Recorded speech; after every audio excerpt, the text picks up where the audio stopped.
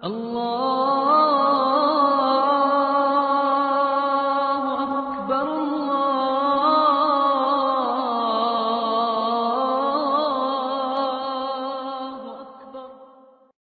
مخلوق وہ ہے کہ جو خواہشات کے سائے میں جیتی ہے، پروان چڑھتی ہے، بڑھتی ہے، وہ بہائم ہیں، اور ایک مخلوق وہ ہے کہ جن کی تسبیح، ذکر، سجدہ اور قیام ہی غذا ہے، اور یہ تیسری مخلوق حضرت انسان ہے کہ اب یہ اس دوراہے پہ کھڑی ہے، چاہے لڑک کے ادھر چلی جائے، چاہے پرواز کرے تو فرشتوں سے بھی آگے گزر جائے۔ اب یہ اس کا اختیار ہے۔ حضرت انسان اللہ کی تخلیق کا شاہکار ہے، تو وہ لڑک کے چوپایوں جیسے کام کرے تو پھر چوپایا تو وہ ہوا ہی ہوا، لیکن فرمایا بل ہم عدل، بلکہ چوپایوں سے بھی گزر گیا ہے، اس لیے کہ چوپائے کے پاس تو تھا ہی وہ جو اس نے کیا، اور اس کے پاس چراغ علم بھی تھا، جگمگاتی راہیں بھی تھی، جنت کے راستے بھی تھے۔ یہ آسمان کی طرف پرواز کرنے کی بجائے زمین کی طرف لڑک گیا تو یہ چوپایوں سے بھی بدتر ہے۔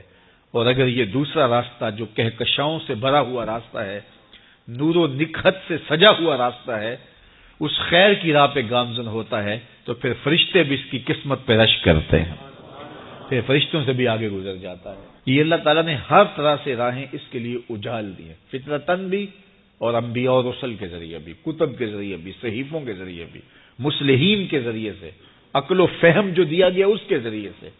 یعنی انسان کے لیے کوئی شک والی بات نہیں کہ اسے پتہ نہ ہو کہ یہ راستہ خیر کا ہے اور یہ راستہ شر کا ہے، یہ اس کو اچھی طرح آگہی دی گئی۔ جب کوئی چوری کرنے لگتا ہے، دیوار پھلانگتا ہے، اس کا دل دھڑکتا ہے، یہ اللہ تعالیٰ کی طرف سے وارننگ ہوتی ہے تو غلط کام کرنے جا رہے ہیں۔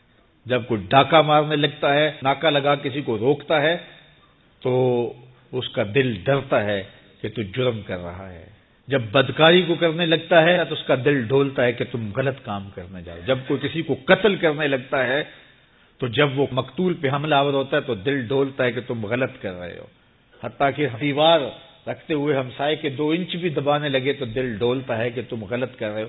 یہ جو تیز تیز دل دھڑکنے لگتا ہے گناہ کرتے ہوئے، تو یہ اللہ کی طرف سے اسے بتایا جا رہا ہوتا ہے کہ تم غلط کر رہے ہو۔ حضور سے پوچھا گیا کہ ایمان کیا ہے؟ فرمایا جب نیکی تجھے خوش کر دے اور گناہ تجھے دکھی کر دے فانت مومن، تو تو مومن ہے۔ تو کسی کو پوچھنے کی بجائے اپنے اندر سے فتویٰ لیا جاتا ہے، اندر ہی بتاتا ہے کہ اچھائی کیا ہے، اندر ہی بتاتا ہے کہ برائی کیا ہے۔ اب وہ کس راہ پہ چلے گا؟ میرے حضور نے فرمایا جنت کا راستہ مشکل اور کٹھن ہے، اور جو جہنم کا راستہ ہے وہ آسان اور آراستہ ہے، شہوات سے سجا ہوا راستہ ہے۔ اب تمہیں پتہ ہے کہ انجام کیا ہے اور تمہیں اختیار دیا گیا ہے۔ بعض لوگ اختیار کو اللہ کی رضا سمجھ لیتے ہیں، تو یہ بات جانیے کہ اللہ کی رضا میں اور اس کی مشیت میں بڑا فرق ہے۔ بعض لوگوں کی رسی اللہ نے دراز کی ہوتی ہے تو لوگ کہتے ہیں اللہ راضی نہیں ہے تو ایسا کیوں ہے؟ یہ کون سی کہانی ہوئی؟ ظالم جابر لوگ تختوں پہ بیٹھ جاتے ہیں، مختلف حکومتیں سنبھال لیتے ہیں اور خلق خدا کی ناک میں دم کر دیتے ہیں، لوگ کہتے ہیں اللہ راضی نہیں ہے تو ایسا کیوں ہے؟ یہ کون سی بات ہوئی؟ تو یہ ہمارا ایک خود ساختہ کہا ہوا جملہ ہے۔ حقیقت میں کیا ہے کہ اللہ کی رضا اور ہے، اللہ کی مشیت اور ہے۔ یہ اللہ نے ہاتھ دیے ہیں، اللہ کی رضا یہ ہے کہ ان ہاتھوں سے اچھے کام کیے جائیں۔ آنکھیں دی ہیں تو ان آنکھوں سے قرآن مجید کی تلاوت کی جائے، اللہ کی قدرت کی نشانیاں دیکھی جائیں، لیکن ان آنکھوں کو شہوات سے بھر دیا جائے، ان ہاتھوں کو ظلم سے بھر دیا جائے تو اللہ روکتا نہیں ہے۔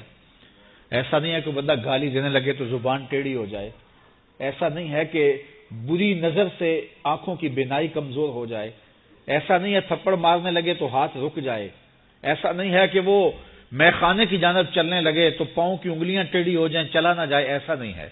یہ اللہ کی مشیت ہے، اس نے قدموں میں طاقت رکھ دی، جدھر جانا چاہے جائے، اس نے اختیار بھی دیا ہے، لیکن یہ اس کا دیا گیا اختیار ہے، یہ اس کی مشیت ہے، لیکن اس کی رضا یہ ہے کہ یہ قدم اٹھیں تو مسجد کی جانب جائیں، یہ قدم اٹھے تو دکھیے کی مدد کے لیے جائیں، رزق حلال کمانے نکلیں، یہ زبان بولے تو قرآن کی تلاوت کرے، یہ لب کھلیں تو احادیث رسول کے نغمے ہوں، خیر خواہی کے کلمات ہوں، مخلوق خدا کی بہتری کی بات ہو، لیکن اگر کوئی گالی گلوچ دینے لگ جائے تو اس سے اللہ کی رضا نہیں. اللہ نے اعضاء بنا دیے اور اللہ نے انسان کو خیر و شر کی تمیز دے دی، اچھائی اور برائی کا پتہ دے دیا. اب اس کی مرضی ہے کہ وہ کدھر نکلتا ہے.